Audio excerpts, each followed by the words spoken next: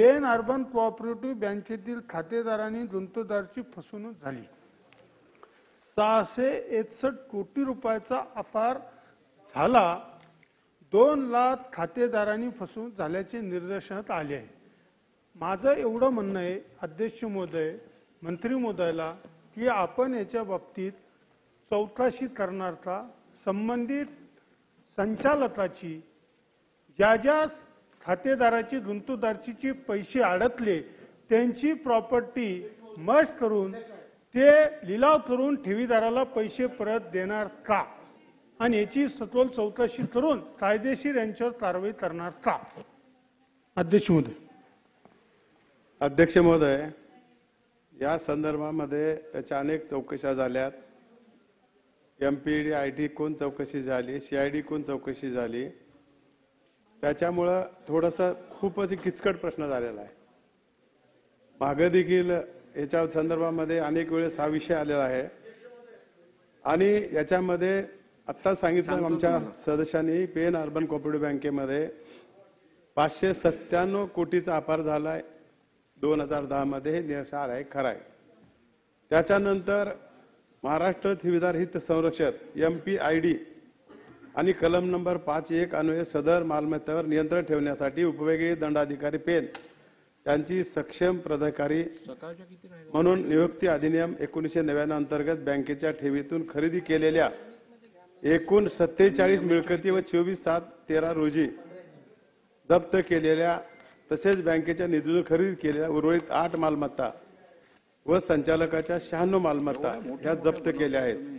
सक्षम प्राधिकरण अधिकारी यांनी विशेष सत्र न्यायालय रायगड अलिबाग याचे न्यायालय स्पेशल केस नंबर 1/2011 मध्ये जप्तीचा आदेश स्थायी व अंतिम करण्यासाठी अर्ज प्रतिज्ञापत्र दिले गेलेले आहे. रोजी जप्त केलेल्या 31 मालमत्तावरील जप्तीचा आदेश कायम करण्यात आलेला आहे. सगळे नियम पाळले आहेत ना. प्रशांत ठाकूर. सन्माननीय अध्यक्ष महोदय, या प्रश्नाच्या उत्तरामध्ये कोण उभा राहत नव्हतं, आता सगळे आपण प्रश्नाच्या उत्तरामध्ये आपण म्हटलेलं आहे की अर्बन बँकेचा परवाना रद्द केला असला तरी उच्च न्यायालयामध्ये याचिका न्यायप्रविष्ट आहे आणि त्याच्यामुळे बँक अवसायनात घेता येत नाही. बँक अवसायनात घेता येत नाही म्हणून आणि रिझर्व्ह बँकेने निर्बंध ठेवले, त्याच्यामुळे ठेवीदारांना त्यांच्या ठेवी परत मिळू शकत नाहीत.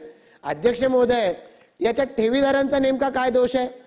एखादी बँक ती बँक चालवणाऱ्यांनी बुडवली आणि त्या ठेवीदारांच्या रातोरात या ठिकाणी ते रस्त्यावरती आल्याचे या ठिकाणी स्थिती निर्माण झाली, तर या कायद्याच्या कचाट्यामध्ये त्या ठेवीदारांनी किती काळ अडकून राहायचं?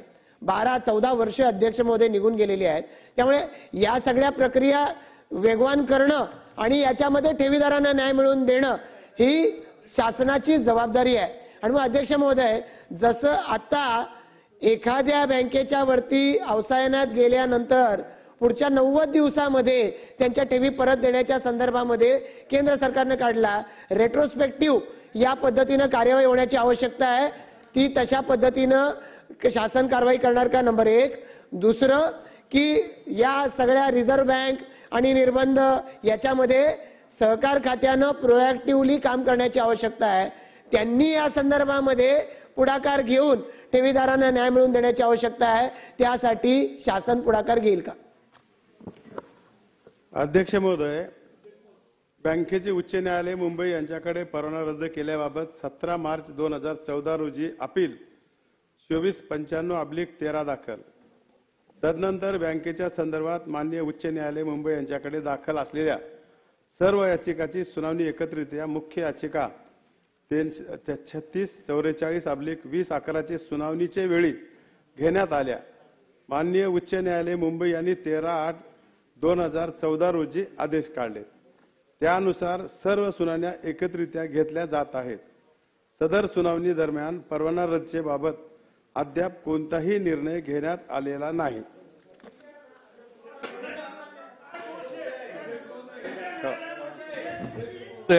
अध्यक्ष महोदय, या पेण अर्बन बँकेच्या संघर्ष समितीमध्ये अध्यक्ष महोदय हे थांब ना अध्यक्ष, मी घेतो. अध्यक्ष महोदय, एक मिनिट बोला. ठेवीदाराला उच्च न्यायालयात जरी केस चालू असेल तर ठेवीदाराला पैसे रिटर्न द्यायला आपल्याला काही प्रॉब्लेम नाही. कुठं आहे कोर्टाने कुठेही सांगितलं नाही, किष्ट दिला नाही की याला पैसे वापस द्यावा नाही म्हणून. माझं म्हणणं आहे की ठेवीदाराला आपण पैसे वापस देण्यात का प्रॉब्लेम येतो, तो पैसे किती दिवसात आपण परत देणार. अध्यक्ष महोदय, एकूण 1,58,204 खातेदाराच्या 610.86 कोटी ठेवी आहेत. यापैकी 90% ठेवी खातेदाराच्या 1,43,00,000 रुपये 1,43,178.93 कोटी इतक्या ठेवी आहेत. वास्तविक बँक अवसानात काढली असते तर 2013 सालीच 90% खातेदाराच्या 1 लाखाच्या आतील ठेवी परत मिळाल्या असत्या. कारण त्यावेळेस काही लोक अवसायात काढायच म्हणून म्हणायला लागले आणि काही लोक काढू दिला गेले. मला होऊ द्या ना, माझं बोलणं होऊ द्या ना. मंत्री महोदय, माझं होऊ द्या ना. एक मिनिट. मंत्री महोदय, तुम्ही स्पेसिफिक एवढंच उत्तर द्या. त्यांचा प्रश्न एकदम स्पेसिफिक आहे.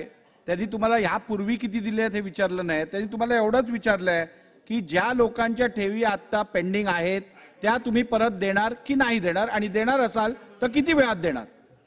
तथापि ठेवीदार लोकप्रतिनिधी यांची बँक अवसानात न काढणे आग्रह असून बँकेच्या मालमत्ता विक्री केल्यास बँकेला अधिक रक्कम प्राप्त होईल असे त्यांचे म्हणणे आहे. त्यामुळे सध्या स्थितीत बँकेच्या मालमत्ता विक्री करूनच ठेवी परत करण्याचे नियोजन आहे. बँकेच्या एकूण 144 मिळकती असून सर्व मिळकती जप्त केलेल्या आहेत. त्याचा कागदपत्री ताबा सक्षम अधिकारी तथा प्रांत अधिकारी पेन यांच्याकडे आहे. MPID कोर्टामध्ये सदर मालमत्ता निरपेक्ष बोजा विरहित करण्यासाठी सक्षम पदाधिकारी यांनी प्रकरण दाखल केले आहे. सध्या स्थितीत सदर प्रकरण MPID कोर्टामध्ये न्यायप्रविष्ट असल्याने निकालाची कालमर्यादा देता येत नाही. तथापि उच्च न्यायालयात दाखल असलेल्या रीट याचिकेमध्ये MPID कोर्टाने तात्काळ सुनावणी घ्यावी असे उच्च न्यायालयाने निरीक्षण नोंदविले आहे असून दिनांक 26 मार्च रोजी सुनावणीमध्ये याबाबत उच्च न्यायालय अंतिम आदेश करण्याची शक्यता आहे. सदरचे आदेश पारित झाल्यानंतर MPID कोर्टामध्ये बँकेमार्फत वरिष्ठ विधिज्ञ सिनियर कौन्सिल नेमून MPID कोर्टात तात्काळ निर्णय व्हावा यासाठी आम्ही प्रयत्न करणार आहोत. आणि ह्याच्या उपर जर ह्याच्यात काही होत असेल तर आम्ही माननीय मुख्यमंत्री साहेबांकडे बैठक लावून लोकप्रतिनिधी आणि ठेवीदाराला बोलून घेऊन ताबडतोब त्यांनी त्यांच्या व्यवस्था करायची आम्ही त्या ठिकाणी बैठक लावून निर्णय घेऊ. अध्यक्ष महोदय, या पेण अर्बन कोऑपरेटिव्ह बँकेच्या ठेवीदाराच्या संघर्ष समितीमधला मी एक सदस्य आहे. आमच्या नेतृत्वाखाली पेण ते मुंबई लॉंग मार्च काढला होता. धैर्यशील पाटील त्यावेळेला त्या भागाचे आमदार होते. आणि हे जे ठेवीदार आहेत ह्या ठेवीदारांचे इतके हाल झालेले आहेत. खरं म्हणजे आता एक चांगलं झालेलं आहे की ईडीने त्यांचा चार्ज जो होता तो काढून घेतलेला आहे. त्याच्यामुळे आता तरी हे काय मंत्री महोदय, अध्यक्ष महोदय जे ब्रीफिंग दिले ते नुसतंच वाचून दाखवत आहेत. आम्हाला समाधान होत नाही ना याच्यामधनं. हा जो ईडीने चार्ज काढलेला आहे तर तो चार्ज काढल्यानंतर या प्रॉपर्टीचा किती दिवसामध्ये तुम्ही विक्री करून उरलेले जे ठेवीदार जे देशोधडीला लागले अक्षरशः 2,500-3,000 हजार. अध्यक्ष महोदय, ही एकमेव बँक आहे. रायगड जिल्ह्यातल्या सगळ्या बँका बुडालेल्या आहेत. त्याचा काही ठिकाणा नाही. देशामध्ये 1100 बँका बुडालेल्या आहेत. आता नव्याने न्यू इंडिया बँक देखील या दिशेने चाललेली आहे. आणि त्याच्यामुळे त्यांचा एकतर त्याची विक्री करून किती दिवसामध्ये तुम्ही उरलेल्या ठेवीदारांना पैसे परत करणार. आणि अध्यक्ष महोदय, हा कायदा जो आहे हा कुठेतरी काहीतरी कमकुवत दिसतोय. या कायद्याचा ठेवीदारांना, सामान्य ठेवीदार जे इनोसंट आहेत, ज्यांचा घामाचा पैसा आहे, त्यांना ताबडतोब काही मिळतच नाहीये. त्यामुळे या कायद्यामध्ये आपण सुधारणा करणार का, आणि याच्या संबंधामध्ये कारण लाखोची संख्या आहे अध्यक्ष महोदय, तर या कायद्यामध्ये सुधारणा करून ठेवीदारांना आपण न्याय देणार का, असे माझे 2 स्पेसिफिक प्रश्न आहेत. कृपया वाचून न दाखवता आपण तातडीने त्या संबंधामधला मत द्यावा, आपला निर्देश द्यावेत. अध्यक्ष महोदय, सभागृहाच्या सदस्याच्या भावना मी ओळखू शकतो. पण न्यायालयीन प्रकरण असल्यामुळे न्यायालय किती तारखा देणार हे मला सांगता येत नाही. पण ताबडतोबीनं माननीय मुख्यमंत्र्याकडे जी बैठक लावून लवकरात लवकर निर्णय द्यायचा आम्ही गवाही करतो या ठिकाणी.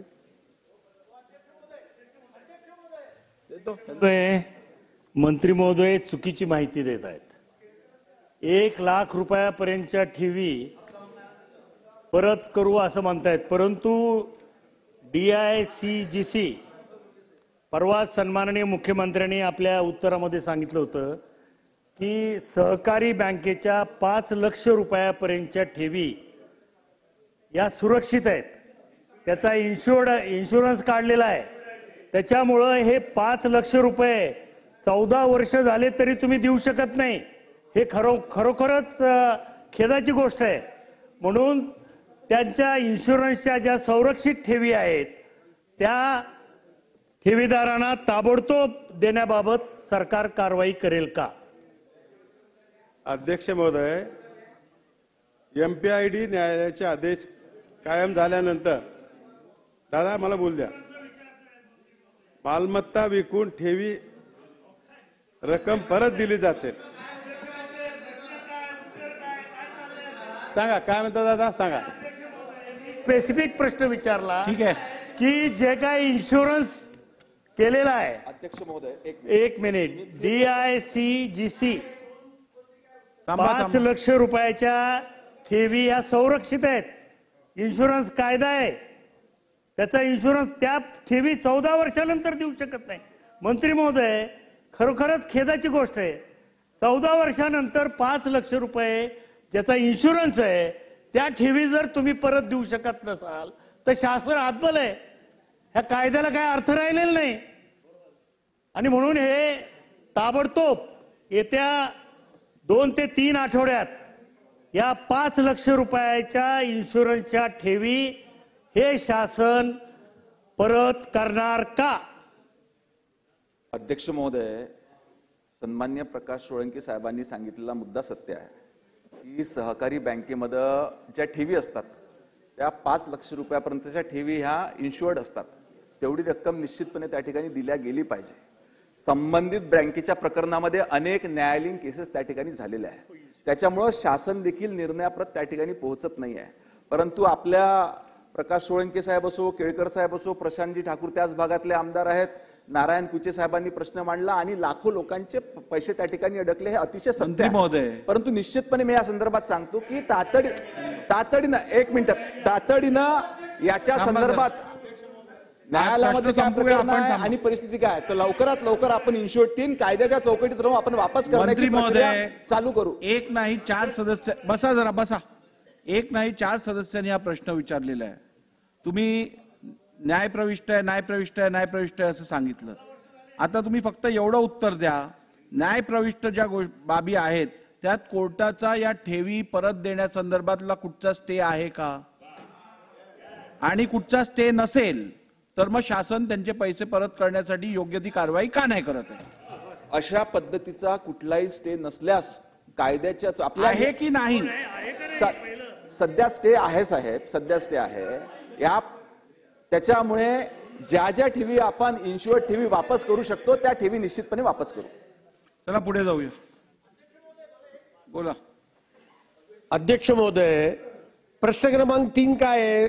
सदरूल प्रकरणी ईडी मार्फत काही रकमेची वसुली करण्यात आली, परंतु अद्यापही मोठ्या प्रमाणात रक्कम वसूल होणे बाकी आहे. खरे आहे काय? उत्तर काय दिलंय? मंत्री महोदय अजिबात सकारात्मक तर सोडाच, अभ्यासपूर्ण उत्तर देत नाहीत. उत्तरात काय म्हटलंय?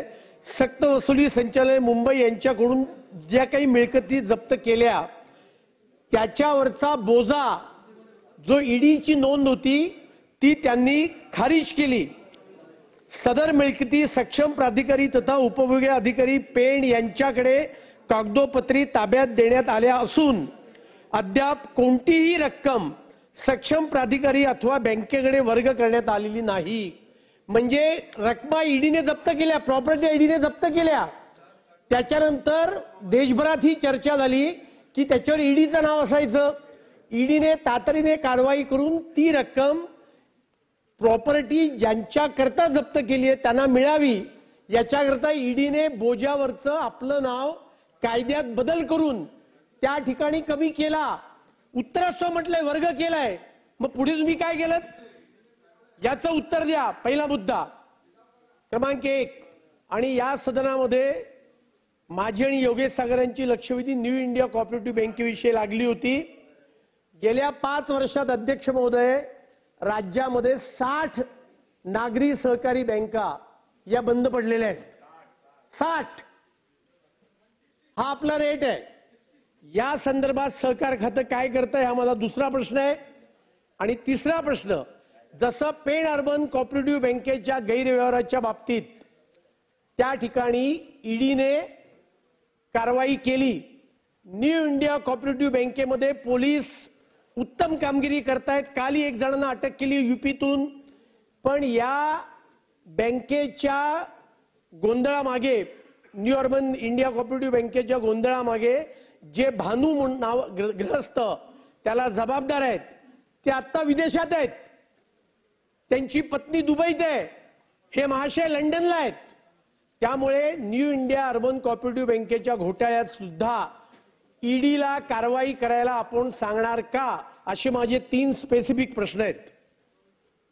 अध्यक्ष महोदय, अगोदर आपण याच्या संदर्भात सांगू. पेनच्या जप्त केलेल्या ठेवी विक्री करूनच ठेवी परत देता येतील. मालमत्ता विक्री करण्याबाबत प्रक्रिया MPID कोर्टात सुरू आहे. त्यामुळे MPID कोर्टाच्या निर्णयानंतर प्रक्रिया करता येईल. हे त्यांचं झालं. हा, त्याच्याशिवाय करताच येणार नाही आपल्याला वकील साहेब. नाही, आपला नाही जायची गरज नाही. ठीक आहे.